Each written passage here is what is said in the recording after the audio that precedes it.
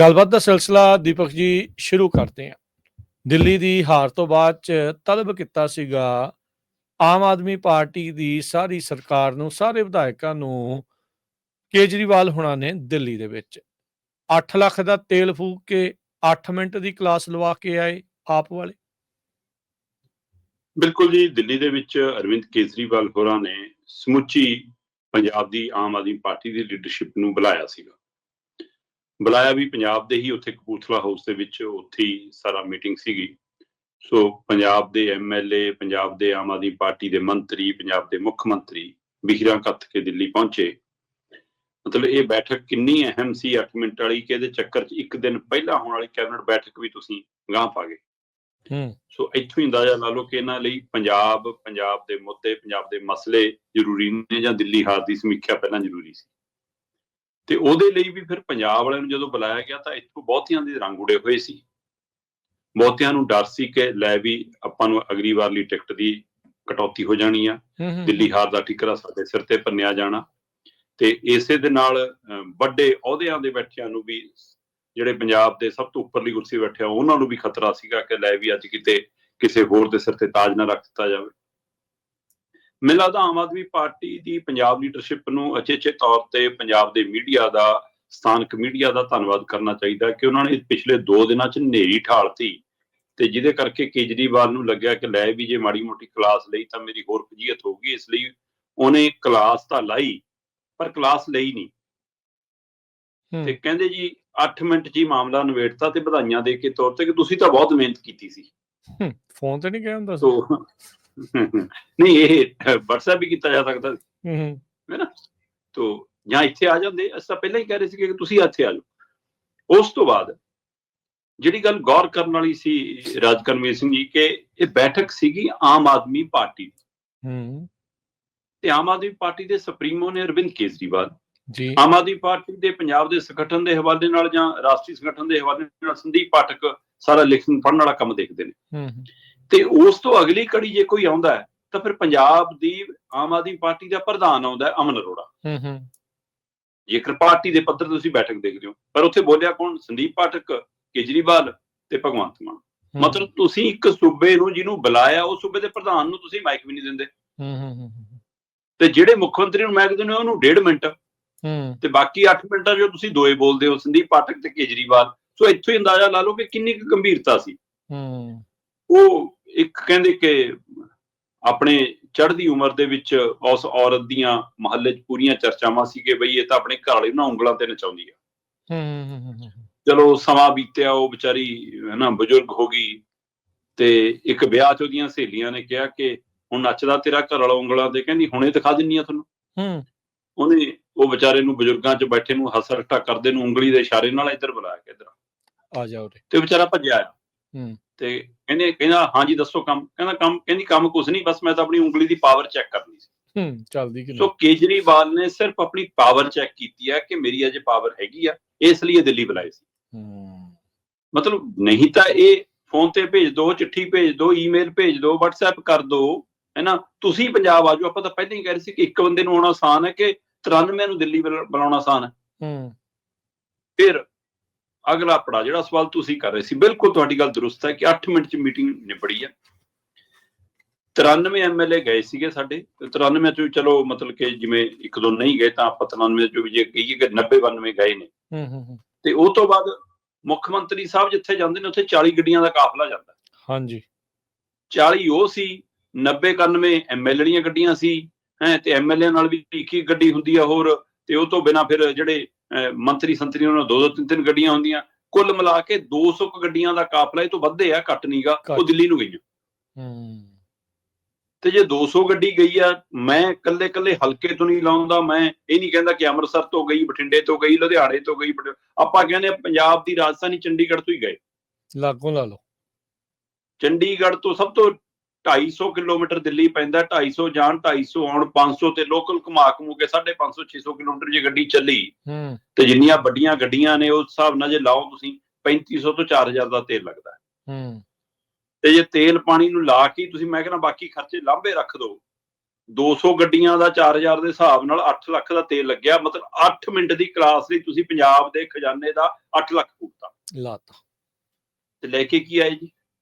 ਨਸੀਹਤਾਂ। ਸਾਨੂੰ ਜੀ ਗੁਰਮੰਤਰ ਦਿੱਤਾ ਕੇਜਰੀਵਾਲ ਜੀ ਨੇ ਕਿ ਪੰਜਾਬ 'ਚ ਡਟ ਕੇ ਕੰਮ ਕਰੋ, ਸੱਚਾਈ ਨਾਲ ਕੰਮ ਕਰੋ, ਲੋਕਾਂ ਦੇ ਮਸਲੇ ਹੱਲ ਕਰੋ, ਇਹ ਕਿਹਾ ਜੀ ਉਹਨਾਂ ਨੇ ਸਾਨੂੰ। ਤੇ ਉਸ ਤੋਂ ਇੱਕ ਪੱਖ ਹੋਰ, ਜਦੋਂ ਬਾਹਰ ਆਏ ਮੀਟਿੰਗ ਤੋਂ ਜੀ ਤਾਂ ਮੁੱਖ ਮੰਤਰੀ ਭਗਵੰਤ ਮਾਨ ਨੇ ਮੀਡੀਆ ਨੂੰ ਸੰਬੋਧਨ ਕੀਤਾ ਤੇ ਉਹ ਪ੍ਰੈਸ ਕਾਨਫਰੰਸ ਸਭ ਨੇ ਸੁਣੀ ਹੋਣੀ, ਤੁਸੀਂ ਵੀ ਜੇ ਦਰਸ਼ਕਾਂ ਸਰੋਤਿਆਂ ਨਹੀਂ ਸੁਣੀ ਤਾਂ ਦੁਬਾਰਾ ਜ਼ਰੂਰ ਸੁਣਨਾ ਉਹਨੂੰ। ਉਹਦੇ ਵਿੱਚ ਮੁੱਖ ਮੰਤਰੀ ਸਾਹਿਬ ਆਪਣੇ ਪੁਰਾਣੇ ਅੰਦਾਜ਼ ਵਿੱਚ ਨਹੀਂ ਸੀਗੇ, ਉਹ ਉਖੜੇ ਹੋਏ ਨਜ਼ਰ ਆਏ। ਉਹਨਾਂ ਦੇ ਬੁੱਲਾਂ ਤੇ ਸਿੱਕਰੀ ਸੀ ਤੇ ਉਹ ਫਿਕਰਮੰਦ ਸੀ।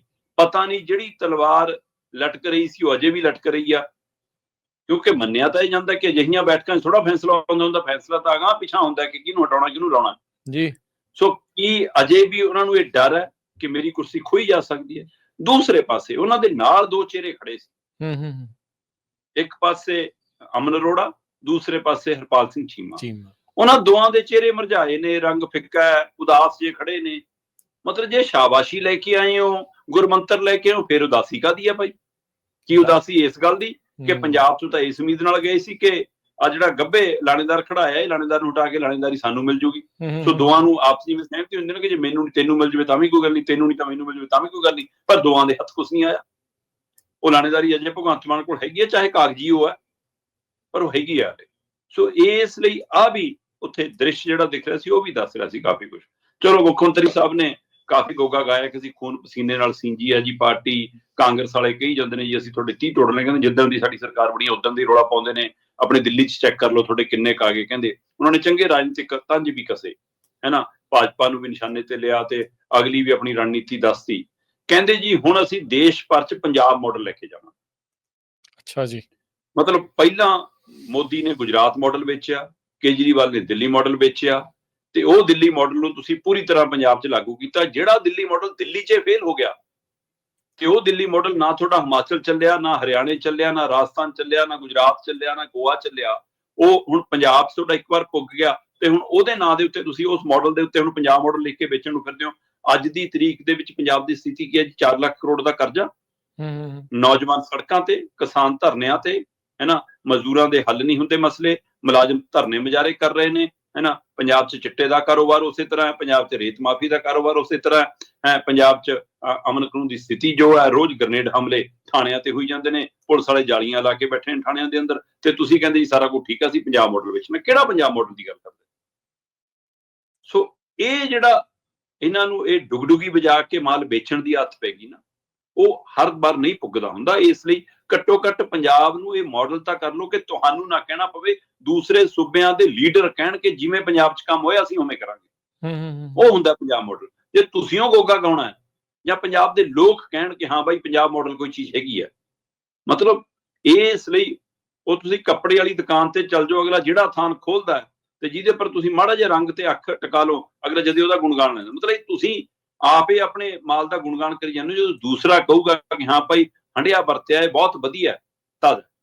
ਸੋ ਇਸ ਲਈ ਅਜੇ ਨਾ ਤਾਂ ਆਮ ਆਦਮੀ ਪਾਰਟੀ ਦੀ ਲੀਡਰਸ਼ਿਪ ਤੇ ਖਤਰਾ ਟਲਿਆ ਤੇ ਨਾ ਪੰਜਾਬ ਦਾ ਖਤਰਾ ਟਲਿਆ, ਤੇ ਕੇਜਰੀਵਾਲ ਨੇ ਦੱਸ ਦਿੱਤਾ ਕਿ ਭਾਈ ਸੁਪਰੀਮੋ ਮਹੀ ਹੈ, ਮੈਂ ਜਦੋਂ ਆਪਣੀਆਂ ਸ਼ਕਤੀਆਂ ਦੀ ਵਰਤੋਂ ਕਰਾਂਗਾ, ਜਦੋਂ ਤੁਹਾਨੂੰ ਉਂਗਲੀ ਨਾਲ ਇਸ਼ਾਰਾ ਕਰਾਂਗਾ, ਤੁਹਾਨੂੰ ਆਪਣੀ ਕਲਾਸ ਲਵਾਉਣ ਲਈ ਆਉਣਾ ਪੈਣਾ ਹੈ।